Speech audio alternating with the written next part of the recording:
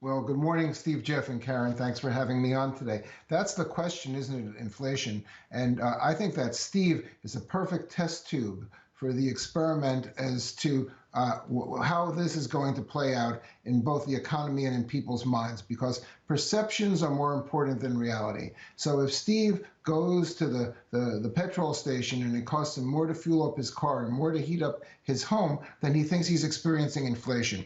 And if he does that, he might ask CNBC for a higher wage. If he does that, he might accelerate a purchase of a big ticket item to beat higher prices in the future. And he might behave as though there's inflation. And that's what I think is the big concern right now, the unanchoring of inflation expectations. And I think, Jeff, you hit an important point there. An important element in inflation are wages. And people getting higher wages during a time of still very high unemployment and still a lot of slack in the economy, that would be a sign that an inflation process has begun.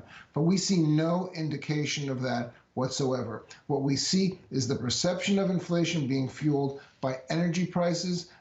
Crude Brent has gone from 30% lower than a year ago as recently as November to 9% higher than a year ago right now. That's what Steve's feeling at the pump. And that's going to be 102% higher than a year ago by the time that we get to March, and 140% higher than a year ago by the time we get to April. So people like Steve are going to continue to complain about the prices of things at the pump. They're going to say we're experiencing inflation. We're going to see maybe as much as 2.75 percentage points added to headline increases in CPI, headline inflation rates in the eyes of people. But all increases in the CPI are not inflation, and this is not inflation. And this basis effect and increase will work out of the numbers by the time we get to the end of the year. We're getting back to normal from a depressed base. We're not in a realm anywhere close to where inflation, true inflation, is in sight.